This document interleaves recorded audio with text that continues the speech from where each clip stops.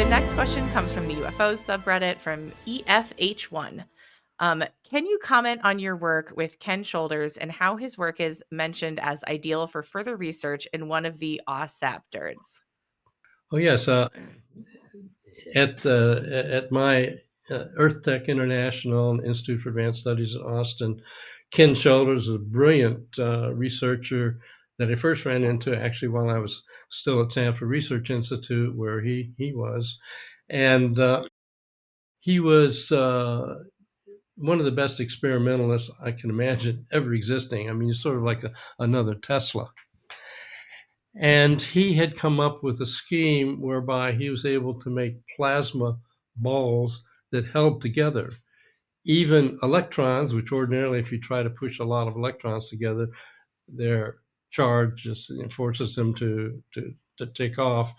But he was able to build devices that actually concentrated them into little, actually circular distributions of intense electron charges.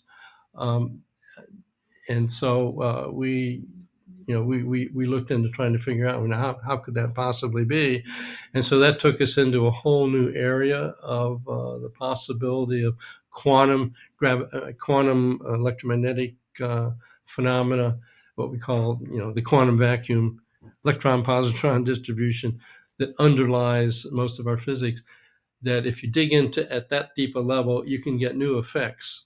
And it appeared that that's what he was kind of tapping into. And so we examined that from the standpoint of, well, is this a way to tap vacuum fluctuation energy that might be a new energy source? And got some evidence that might be the case, and even got a couple of patents on it.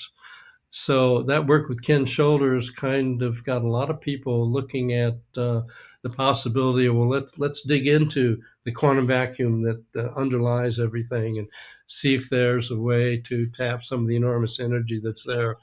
And been unsuccessful so far, but there are a number of laboratories, Garrett Modell at University of Colorado, California Institute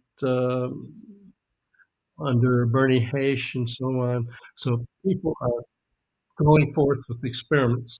So there's a possibility that there may be new energies to tap that would actually be useful as an energy source, for example, although success has not yet been achieved, so it's still an unknown.